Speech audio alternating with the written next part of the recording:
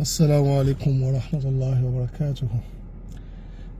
Mi fẹ́ kí fídíò yìí mi fẹ́ kó pẹ́ ara. Mo rí fídíò kan lánàá, fídíò Sheikh Imran tí wọ́n ti ń sọ̀rọ̀ lórí mímbàrí. Lódodo wọn á dárúkọ, ṣùgbọ́n gẹ́gẹ́ bí analysis tèmi ṣe, ó ń júwe pé ọ̀rọ̀ yẹn ń ta fara bá mi. So èèyàn dẹ̀ ní ọ̀rọ̀ oníjọ tẹ́ni kó má mọ̀.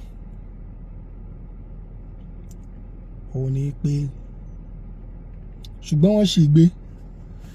Nǹkan tó jẹ́ kó ṣì gbé ni pé lákọ̀ọ́kọ́ wallahi wal Qur'an al-azim, èmi ò ní lọ gé fídíò èèyàn kan lórí báwọn kan ṣe máa ń ṣe fún Mudirul Markaz.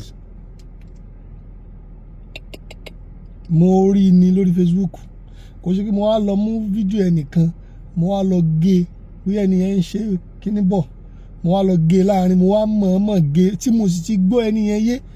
Ọlọ́run ní jẹ́ báwọn ṣe rẹ̀ láyé. Wallahi òun ni mo búra yìí o, wallahi wal Qur'an al-azim. Ọmọ kan Yẹ́límà àbíjẹ́ lórúkọ yẹn jẹ́, òun ló kọ́kọ́ lo fídíò yẹn. Òun ló lo fídíò yẹn. Mi ò dẹ̀ mọ̀ pé n tó ń sọ kò jọ mọ́ tèmi fẹ́ sọ. So gbà tí mo wá rí, mo wá pé mo dẹ̀ ti rí àti ní fídíò kan, mo ti rí fídíò kan rí tẹ́lẹ̀. Mo wá rí pé fídíò yìí ń takora wọn. Ṣùgbọ́n nígbà tẹ́ ẹ wá bọ́ sórí mímbàrí, tẹ́ wá ní ń tẹ́ ń wí kọ́ o. Ẹ ń ṣàlàyé ọ̀rọ̀ àwọn àfáà kan sọ pé kí kò ń ṣe bọ́. Àwọn àfáà kan ṣáà àfáà súnà ẹ̀ ṣáà náà sọ pé kò ń ṣe bọ́. Alhamdulillah. Tẹ́yìn náà sì rí ká kò ń ṣe bọ́ ní kákúnlẹ̀. Alhamdulillah. Ṣùgbọ́n ẹ̀yin ò tẹ̀lé wọn. Bẹ́ẹ̀ ṣe wá declare nísìn. Wallahi alazim, kódà mi ò tí rí full video yẹn. Wallahi èmi ò ní gé fídíò yẹn. Mi ò ní gé fídíò yẹn pé kí n lè bá a fi ṣàbòsí fún, àbí kí n fẹ́ yẹ̀yẹ́ rẹ̀ lójú àwọn èèyàn, àbí kí n fẹ́ dìféèmù ẹ̀ là, mi ò ní ṣe. So èyí tẹ́ wá wí tẹ́ ń sọ pé kíní kan wọ́n ń ṣe bẹ́ẹ̀ fún yín dáadáa, wọ́n ṣe gbá, wọ́n ṣàwó, wọ́n ṣe bẹ́ẹ̀ ń bí mọ́lúdì kan rí, wọ́n ṣe bẹ́ẹ̀. Ìyẹn ò ń ṣe mí lọ́wọ́, ìyẹn ò bẹ́ mi wí. But eléyìí mọ̀ pé recent ọ̀rọ̀ ni. So kìí ṣe ọ̀rọ̀ tó ti pẹ́, ọ̀rọ̀ tó máa sàmì ni. So èmi ò dẹ̀ ní ṣe nǹkan láti torí pé bóyá mo fẹ́ ní viewers. Ọlọ́run gangan ti fún mi viewers already látọ̀dọ̀ ara ẹ̀, látọ̀dọ̀ Satia kí n fún torí Facebook. Níbi ìgbìyànjú mímọ̀, níbi à ń ṣe léyìí, à ń kọ eléyìí, à ń kẹ́kọ̀ọ́ eléyìí, à ń ṣe gbá, à ń ṣàwò. So kò wá ń ṣe Facebook yìí ní èèyàn wá sọ pé èèyàn wá viewers lálàlàlà. So alhamdulillah. So èyí tẹ́ wá sọ pé wọ́n ń gé kíní yín, wọ́n fi bà yín lórúkọ jẹ́, wọ́n fi ṣe lálàlàlà. Gbogbo ẹni tó bá wo fídíò yẹn rí pé láti bẹ̀rẹ̀ ìgbà tí mo sọ, mo ṣe fídíò yìí, mi ò fi mọ́ọ̀kì Sheikh Imran o. Mi ò sì fi ìyẹ̀yẹ́ wọn. Nǹkan tẹ́mi rí tí mo rí pé ó yàtọ̀ sí ní tá à ń bá bọ̀. So gbogbo ọ̀rọ̀ tẹ́ ẹ sọ, gbogbo reaction tẹ́ ṣe, yóò máa lọ bá ẹni tó gbé fídíò yẹn, kò ń ṣe mí. Torí mi kọ́ ni èmi rí, mo rí lórí Facebook ni, kò dẹ̀ kí ń ṣe ọ̀dọ̀ àwọn. Èmi rí, mo kàn rí, mo ní mo dẹ̀ farabalẹ̀ gbọ́. Wọ́n bá tí mo gbọ́ náà ni. So ṣùgbọ́n tó wáyá sí pé nǹkan yẹn ẹ rí nírí ó bá inú jẹ́ ó ṣe kíní ó ṣe gbá ó ṣàwo ẹ má bínú o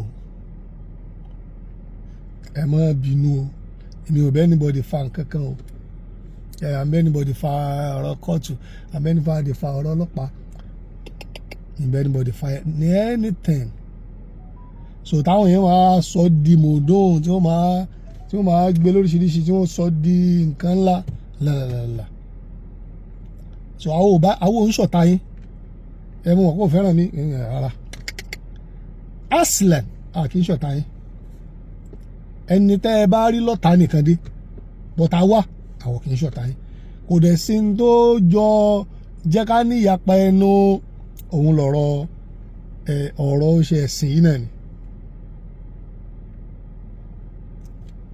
mi ò sínú fírkọ̀ yìí ẹ̀yin náà ò sínú fírkọ̀ wa so ìyẹn ò sọ di ká múra lọ́tà àyèmáyà afá ẹ̀sìn lágbàńlá yìí tó yá sí pé wọ́n ní fírkọ̀ wọn lọ́tọ̀ọ̀tọ̀ Islam náà ló pa wọ́n pọ̀ o bọ̀dé eléyìí alùsùnnà ni eléyìí mutasawwifu ni kò sọ wọ́n di oníjà ara wọn kò dẹ̀ sọ di pé ká máa lépa ara wọn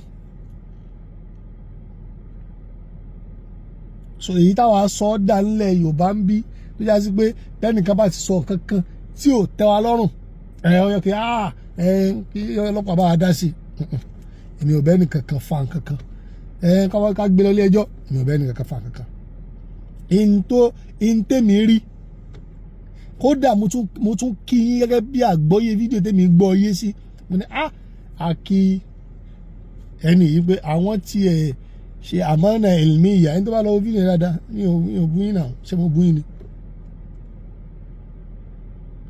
mi ò bú yín sọ ẹ nídìí kẹ́ máa lament bẹ́ẹ̀ ṣe ń lament lórí mímbàrí yẹn àbí ẹ̀ máa fọ́ èsì àbí ẹ̀ máa ṣáà máa kánra mímbàrí ẹ̀ ń ṣe mímbàrí ẹ̀sìn ni òun ni so látara àdílé ọ̀rọ̀ mi ṣókí nìyẹn mi ò ṣe láti fi àbí mo fẹ́ ṣe تقليب الحق إلى الباطل لا nígbà tí wàá sọ sí pé orí mọ́nájú pé kéèyàn má kúnlẹ̀ kéèyàn kúnlẹ̀ kéèyàn tẹ̀ fún yàn haram makro àbí báwo lẹ ṣe pé tẹ lórí mọ́nájú yẹn lẹ ṣe wà so àwọn èèyàn ṣe tún wá mọ̀ pé òbí tẹ́ ẹ wà rèé o mo wá ṣàdéhùn pé nígbà tèmi yàmọ̀ gẹ́gẹ́ bí ó dáa kéèyàn ní insaf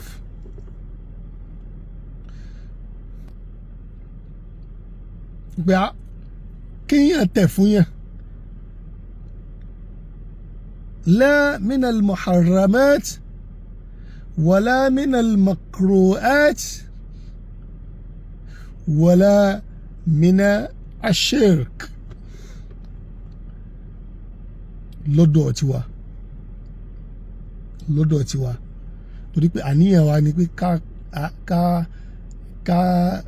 ká tẹríba fàgbàlagbà ká má dúró bọ̀rọ̀ gidi síwájú àgbàlagbà báyìí ìyẹn ò túmọ̀ yìí pé à ń ṣe bọ́ sọ́lọ́hún bá a ṣe gbọ́yé ọ̀gbà tẹ́yìn tí lè gbọ́yé bẹ́ẹ̀ èmi wá ṣàdéhùn pé pẹ̀lú ògbó ọlọ́run fídíò tẹ́mi post tí mo ṣàlàyé lórí ẹ̀ wàláhì èmi ò yọ